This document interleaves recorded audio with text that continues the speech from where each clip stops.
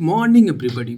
मेहनत ही आपकी कामयाबी की गारंटी होती है, जिसमें मैं बिलीव करता हूँ। और आज ये मेरा दूसरा दिन है और अभी सुबह के 6 बज रहे हैं। और आज जो डेट हमारी है वो है 29 दिसंबर 2025। तो मैंने कल रात को अपना प्लान कर लिया था कि मुझे क्या करना है, कैसे करना है। तो उस प्रॉपर प्लान के अकॉर्डिंग ही मैं अपनी स्टडी को स्टार्ट किया हूँ।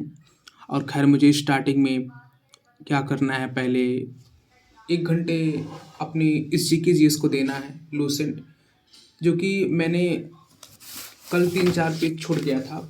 तो उसी सेक्शन को आज पूरा कवर करने के बाद फिर हम अगले नेक्स्ट टॉपिक पे चलेंगे। टाइम भले ही लगे लेकिन अच्छे से इसे कवर करना है। एक बार ही नहीं, बार बार ही नहीं, जितनी बार हो सके उतनी बार इसे पढ़ना है।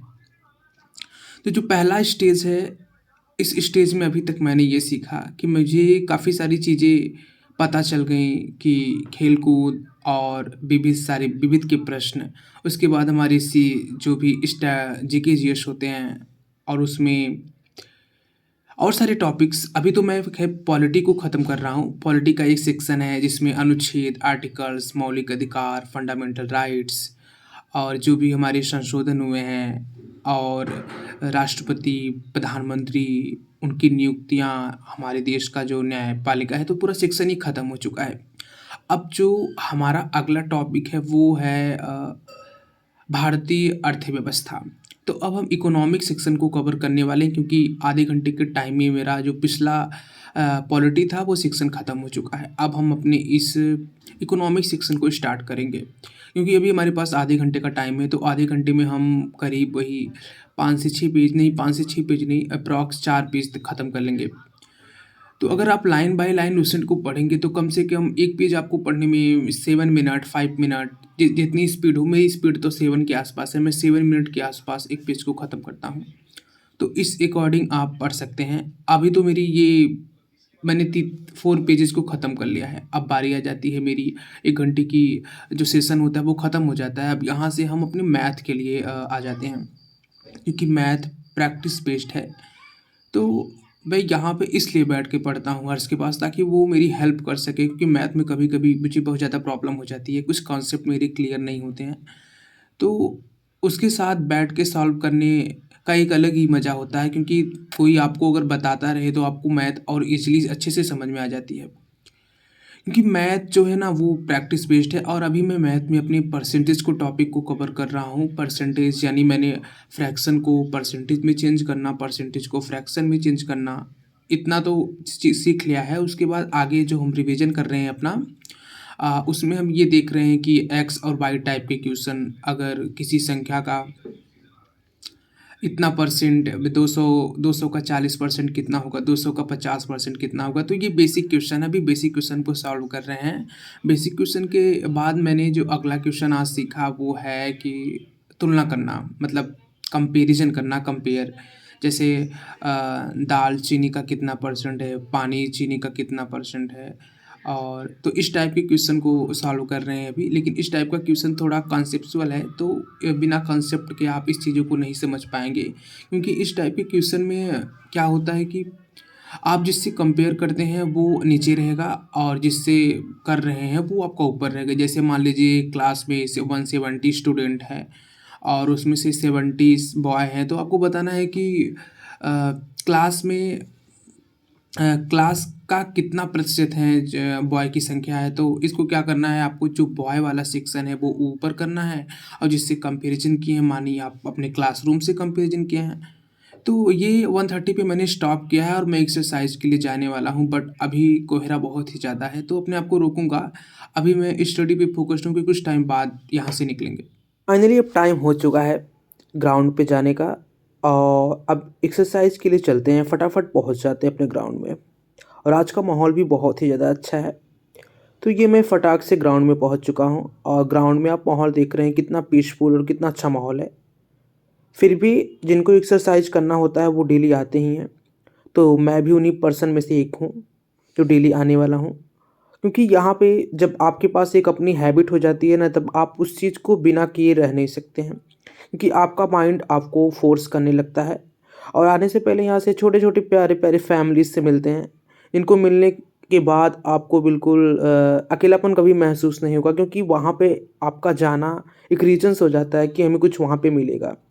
फिर से कंटिन्यू हमें अपना 2000s ये स्टेप कंप्लीट करने के बाद फिर हम आगे अपना अगला जो भी हमसे होता है, जितना भी होता है जितने टाइम तक, वो करना ज़रूरी होता है।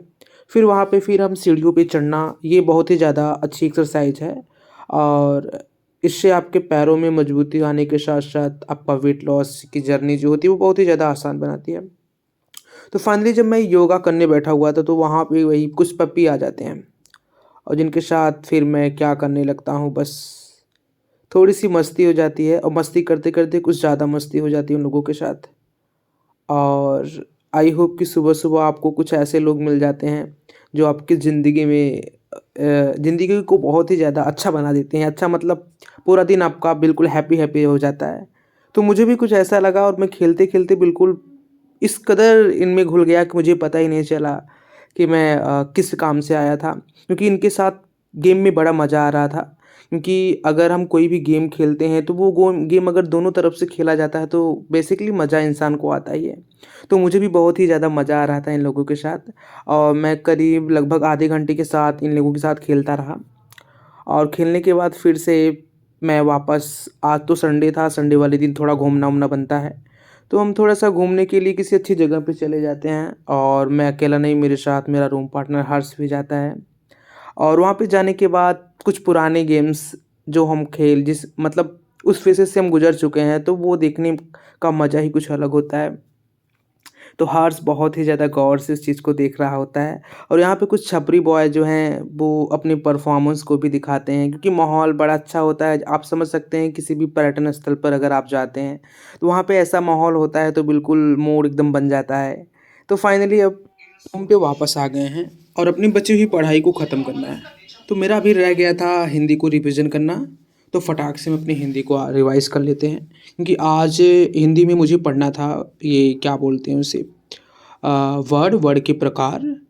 तो इसमें मोस्टली प्रॉब्लम क्या होती है, सबसे इम्पोर्टेंट इसमें हो जाता है आपका सघोष और अघोष।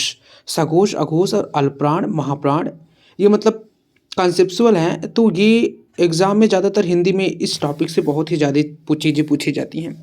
तो मैं वही सघोष और अघोष को बहुत ही अच्छे से याद करने की कोशिश कर रहा था, क्योंकि सघोष और अघोष मैंने कई बार देखा है कि एग्ज़ाम में वो ज़्यादातर आया है। और इसके साथ-साथ ये लास्ट के कुछ ऐसी चीज़ें होती हैं जैसे स्पर्श व्यंजन, अंतःस्थ व्यंजन, उष्म व्यंजन और पंचाक्षर। तो ये 4-5 चीज़ें को बार-बार मुझे रिवाइज़ करना अच्छे से, क्योंकि ये मेरा थोड़ा वीक है।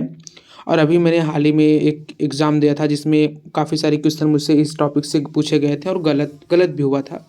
तो मैं उस गलती को दोबारा दोहराना नहीं चाहता हूँ, इसलिए मैं इस बार इसको बहुत ही अच्छे से तैयार करने की कोशिश करूँगा। क्योंकि जब आप अपनी गलतियों से सीखते हैं तो आपके अंदर इम्प्रूवमेंट आता है, क्योंकि अगर आप जो भी पेपर दे रहे हैं उसमें आपने क्या गलती की है, आपने उसे एनालाइज़ नहीं किया, तो आपका पढ़ना बेकार है। क्योंकि जब आप चीज़ों को एनालाइज़ करेंगे और फिर आप उसको सुधारेंगे, तो वो अगली बार जो नेक्स्ट एग्ज़ाम में उस टॉपिक से कोई भी क्वेश्चन आएगा तो आप बिल्कुल क्या करेंगे, उसको गलत नहीं कर सकते हैं। तो इसलिए मैं अच्छे से इसके जो भी मॉक थे वो भी अच्छे से लगा लेता हूँ और मॉक लगाने के बाद फाइनली मेरा ये सिलेबस बहुत ही अच्छे से कवर हो जाता है। आज का जो मैं टॉपिक, आज का मेरा जो भी टारगेट था, मैंने जितना भी सोचा था उतना मैंने अच्छे से पढ़ लिया, क्योंकि अभी मेरा छोटा-छोटा स्टेप चल रहा है। तो धीरे-धीरे हम अपनी टाइमिंग को बढ़ाएँगे, तो आप भी अगर एक बिगिनर हैं तो आप भी छोटे स्टेप उठाइए, क्योंकि छोटे-छोटे कदम मिलकर ही एक बड़े कदम बनते हैं। तो आई होप फ्रेंड्स आप लोगों को वीडियो अच्छी लगी होगी। तो मेरा एक बार रिक्वेस्ट है आप लोगों से कि अगर आप भी एक बिगिनर या आप भी हमारी तरह के स्टूडेंट हैं तो प्लीज़ इस चैनल को ज़रूर फॉलो कीजिएगा। और मिलते हैं अपनी कल की स्ट्रैटेजी में। कल की मेरी स्ट्रैटेजी क्या होगी, कल मैं, वैसे भी मेरा कल एग्ज़ाम है तो मुझे पहले से थोड़ा प्रिपेयर करना होगा, क्योंकि मेरा कल लास्ट एग्ज़ाम है। और एग्ज़ाम भी आई होप कि अच्छे से जाएगा, क्योंकि मैंने उसकी तैयारी भी अच्छे से कर ली है। Thank you.